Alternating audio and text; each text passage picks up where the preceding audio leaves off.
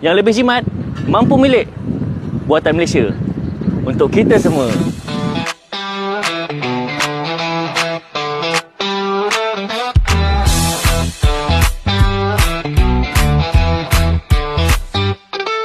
Okay, kalau sebelum ni kan anda semua tengok video saya minggu lepas, motor macam cantik-cantik, tapi harga dia mahal sikit sebab material dia berkualiti tinggi. Lepas tu kelengkapan elektrik dia high spec, dan perabot dia pun memang mewah kan. Tapi yang ni untuk bersih jimat cermat.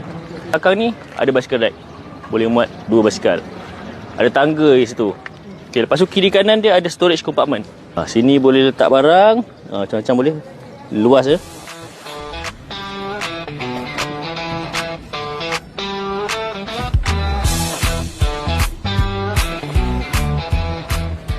Belakang ni ada sofa U-shape lounge.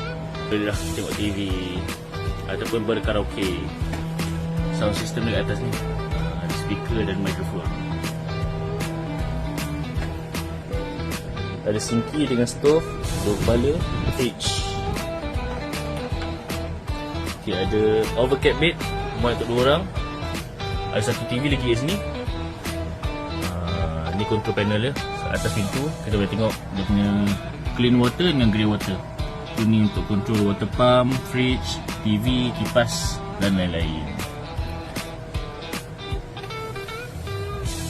Ada storage, boleh jadikan almari pakaian, microwave. Lepas tu dekat sini depan pintu masuk ni toilet. Okay. Tempat mandi sini. Lepas tu ni tempat buang air. Ada sinki sini. Okey. Dekat atas ceiling ni dah siap rooftop aircon 24 volt. Okey, lepas tu kita ada juga solar panel 2 keping dekat atas bumbung berjumlah 820 watt. Belakang ni ada 3 tingkap besar untuk panoramic view. Kalau kita buka semua ni boleh nampak pemandangan panoramik untuk bahagian luar.